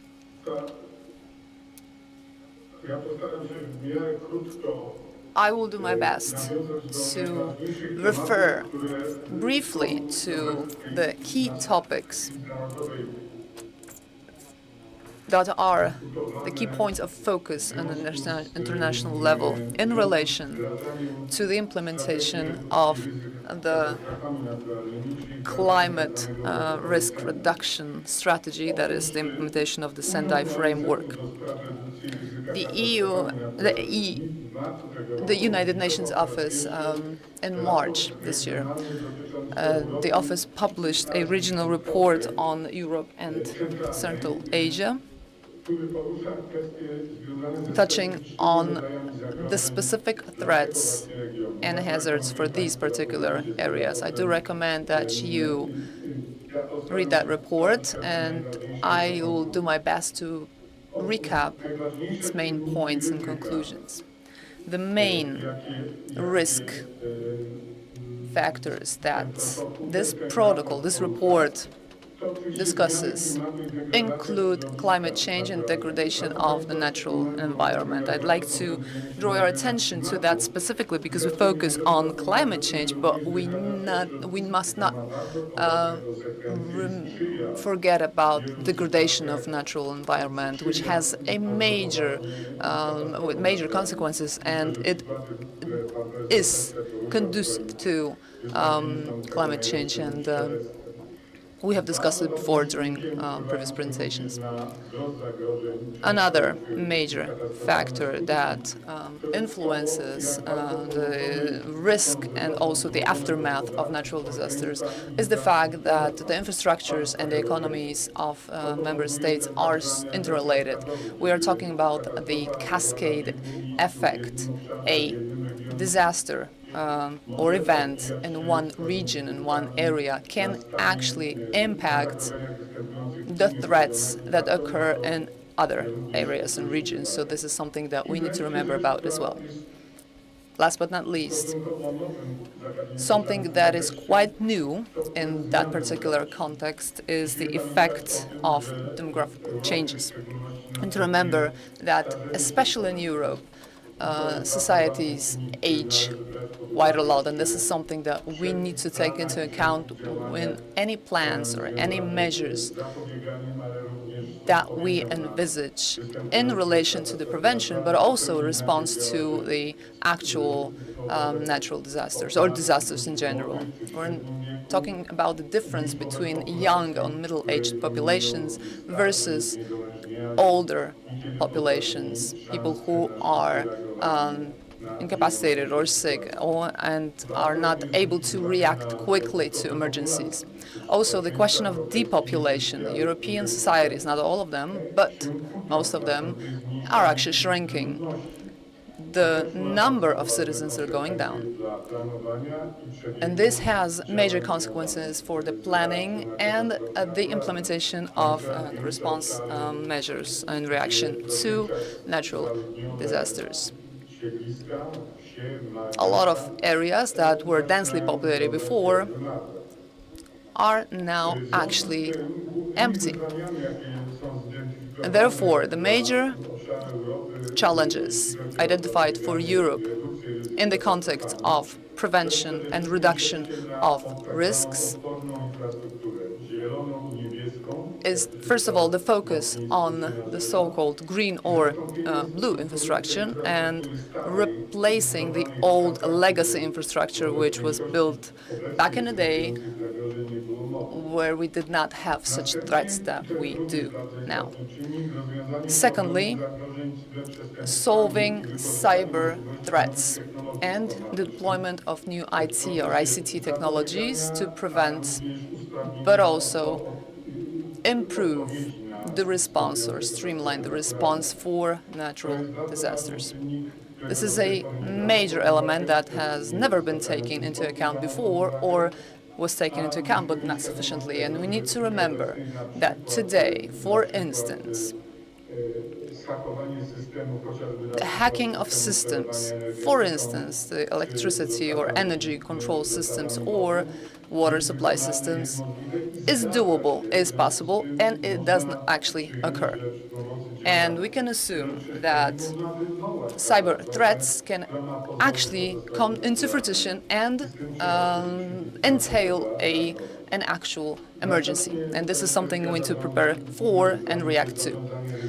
Moving on, the management of technological risks. Today, modern technologies are more and more complicated and complex, and they entail many multifaceted effects, both on the environment and also the people themselves.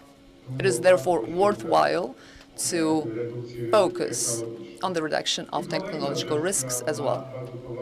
Moreover, we have yet another factor that is very important in the context of prevention and response to emergency events, mass immigration due to conflicts and armed conflicts and wars. We have many people, a population of people that are faced with this particular problem. The encounter with immigrants with totally different cultural backgrounds or habits and whatnot is a problem that we need to take into account when we consider the prevention and response to emergency events as well. Speaking of the role of local authorities, in the process of creating a strategy and response to natural disasters, we need to point out that local authorities are responsible for the practical application of those strategies and risk reductions, specifically for a systematic analysis of risk factors, mapping of risks, preparing prevention measures, preparing emergency response activities.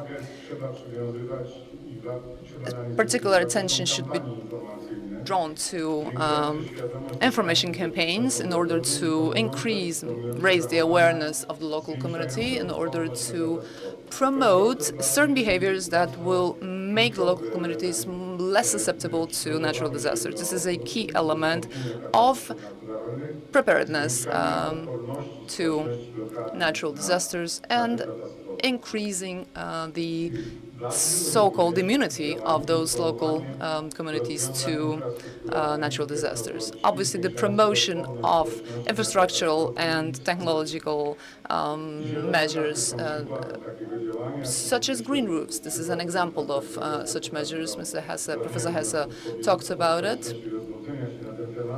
So I now will not dwell too much on it, but preparing new infrastructural measures and solutions is something that is really important as well. Local authorities should also plan and take action of a preventive nature. I've talked about information campaigns, but also educational programs are really important. Those that could be implemented in schools, but also other institutions used, for instance, for lifelong educational, alternative education for the youth and also adults. Promotion of alternative behavior is also very important. The key here is to make people aware how to avoid certain wrong behaviors. What to do in order to improve their immunity to the effects and aftermaths of natural disasters. How to change their ways to make sure that our new habits make us better prepared to responding to natural disasters, and also to react as effectively and as quickly as possible to restore what has been damaged during a disaster. Preparing a plan and a strategy for risk reduction, this is another function, is major importance, another function of the local authorities. And I'd like to point your attention, draw attention to two issues. First of all,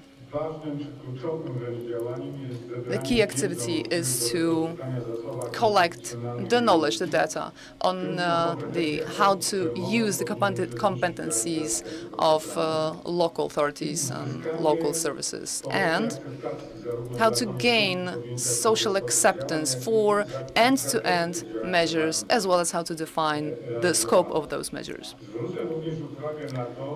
Also, it is necessary to make sure that our expectations are realistic in terms of the current evaluation as well of our activities. We should not make believe that we are ready to actually prevent all the disasters, that we can cope with every problem and every threat. It is better to take a more realistic approach, a prudent approach towards the identification of our goals in order to avoid social frustration if a disaster occurs and does have a major aftermath. Last but not least, it is also important, as part of this process, to use the scientific knowledge and the results and findings of recent scientific research. The development of that knowledge and that research is something that is really conducive for us to make us more prepared, better prepared to react and respond to natural disasters. It is also important to disseminate that knowledge in order to make sure that it reaches the largest group possible. I'm talking about the knowledge on how to prevent and also react to those emergencies. One of the good practices here of how to use the center and tap into the scientific knowledge, something that happened years ago in Italy, when after a series of very tragic earthquakes and fire events, the local Civil Protection Department in Italy appointed the so-called competency centers, bringing together the representatives of the scientific world and all the institutions operating in the area in order to create a uniform database and knowledge base of the existing threats, of how to prevent those threats and risks, what can we use and leverage in order to increase the immunity of the local communities. A very spectacular example of such competency centers was something that happened in 2018 after yet another wave of earthquakes, and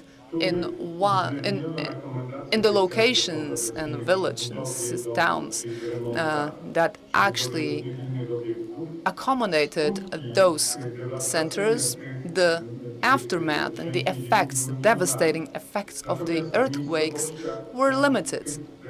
Whereas in the locations where those recommendations were not implemented or had not been implemented, the destruction went up to even 90% of the infrastructure. This was a very drastic but a very telling example of how useful it is to tap into and deploy scientific engineering knowledge in order to get prepared to potential threats. In terms of recommendation, I'd like to draw your attention particularly to something that is written on one of the slides and highlighted in yellow. We're talking about smart investments. Both public and private funds should be used in order to make such smart investments that are based on modern, state-of-the-art technologies, green solutions, energy-saving solutions, the application of best available techniques and materials, but also, what is really important, we need to have smart investments when planning and implementing our solutions that accommodate very specific information on the scale and nature of risks and threats actually present in the area. And lastly, we need to integrate all the measures that we are taking in relation to the prevention and restoration of our local infrastructure and conditions after a disaster, integrating it with an involvement of a large group of stakeholders, NGOs, private and public structures that are present in a given location, in a given local community. If this is something that we are able to achieve, then I believe that we will be able to tackle emergencies in a more effective way, and it will protect us against the aftermath, tragic aftermath of natural disasters. Thank you very much for your attention. Thank you for this very interesting presentation and a very specific guidelines and recommendations.